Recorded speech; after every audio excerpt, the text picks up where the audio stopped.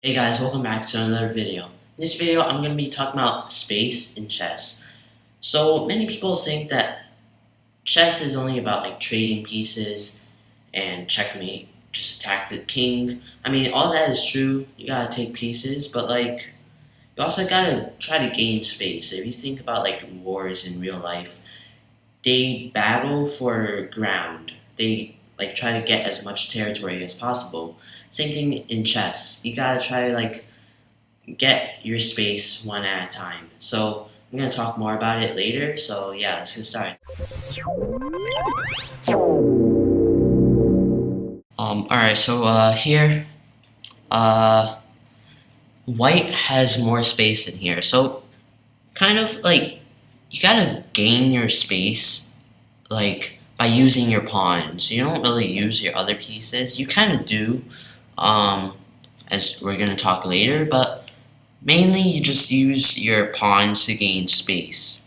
So here, white has more space. If you kind of think of the pawns as like a fence, then like the area behind that fence is like the space that that player has. So white's fence is gonna be like his white pawns, and then the area he controls are the spaces behind those pawns.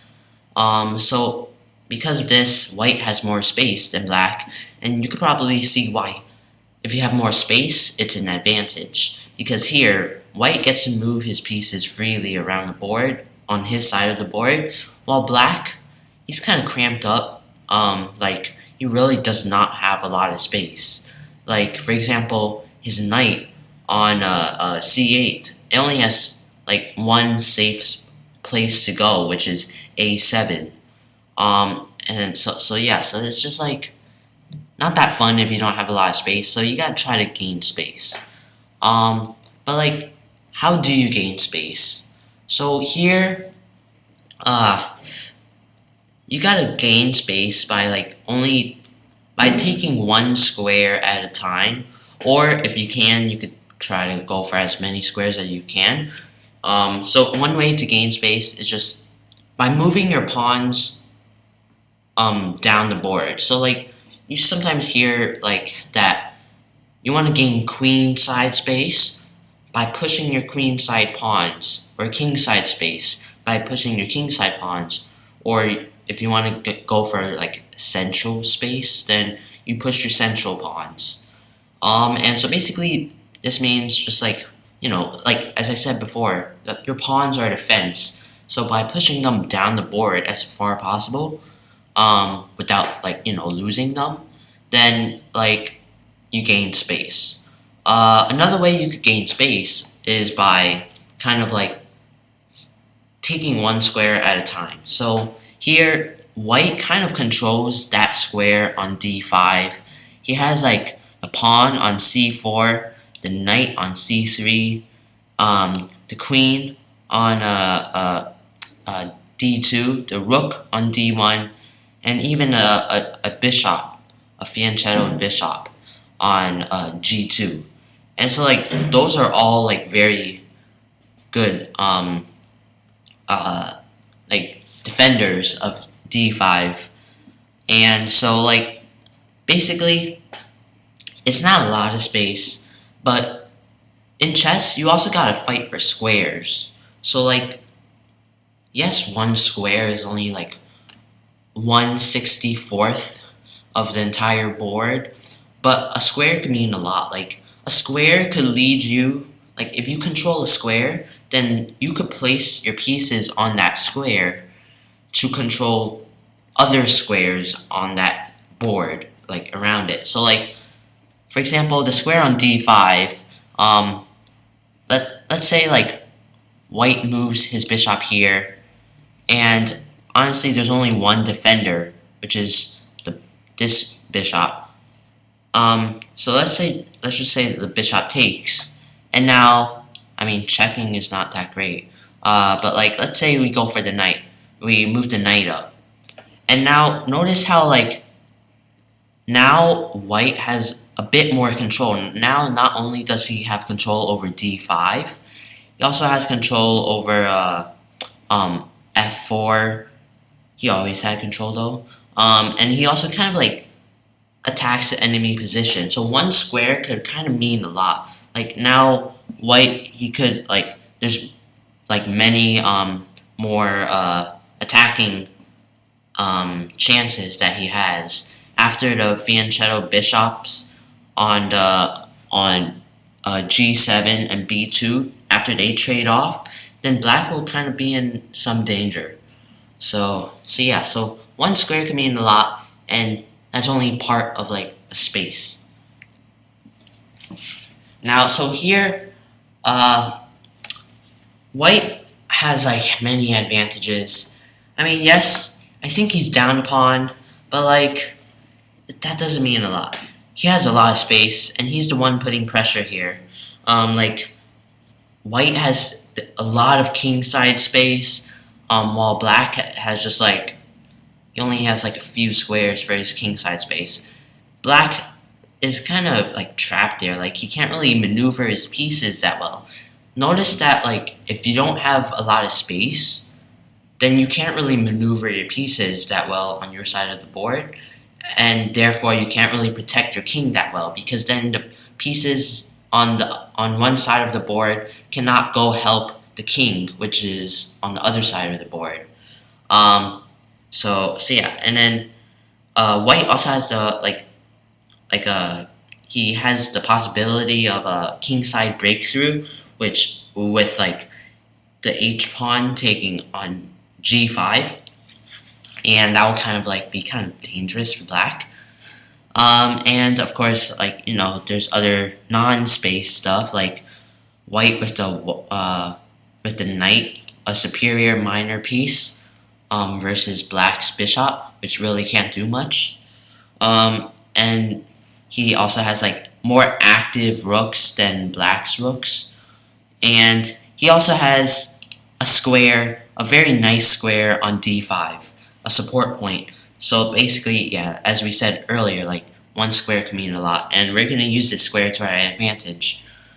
So if you have a lot of space and your opponent cannot do much, sometimes you want to play like cat and mouse style. So basically, kind of like play as if because like your opponent is kind of helpless, so you can just like organize your army on your side of the board to make up like a dream position, because your opponent is helpless. They can't really do much to stop you. So like many people, they would be tempted to play h takes g5, but like what's the hurry? Like there's no attack coming at you immediately. You're the one attacking as white, so you should just like set up your dream position as white. So first thing that white should do is probably knight f1, and like just like add more pressure on the king side. Now after knight f1, black might play queen c6. Kind of makes sense. I mean, just like try to get the queen more active, try to add more pressure on like a4, that pawn. And so white just might play b3, tightening up the pawns, so like that way they have more protection. And queen a8, just going back, really doesn't have much to do. So like yeah. And queen f3 also kind of makes sense here. Add more pressure on the kingside position. Black can't really do much. He might have to maneuver his queen down to the king side. So king e8, and then after queen e8, knight e3, moving it up. Just to like get that support point on d5. Try to like just like place knight on on d5, which will be pretty helpful. So then bishop d8, basically just like get the bishop out of the queen's way, I guess. And rook on h1, to h2. And so basically, it like setting up like a doubled rooks and a queen at the back. So bishop e7 going back, because like black doesn't really have much to do. He's kind of hopeless there. So like that's why many of these moves are kind of repeated. Because like white, he could just set up his position really nicely, but now black he doesn't really have the space to do that. He's kind of hopeless. And so knight d5 going for that point right here. Bishop d8 again. And queen h1, as I said, like setting up the very powerful like two rooks and a queen on the same file. And then so basically this kind of like makes the threat of h takes g5, makes that like a bit more scary for black, I guess. And now queen g8 just like tries to add a bit more defense, and then king f3, because like, you know, why not just move your king in.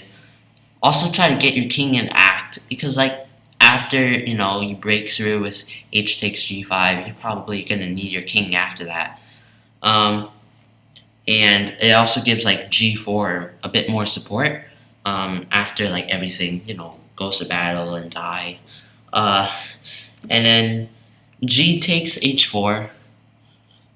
Basically, like black kind of had to do this because like of all the pressure that white is putting on him, black just, yeah, he is just like doesn't have much to do.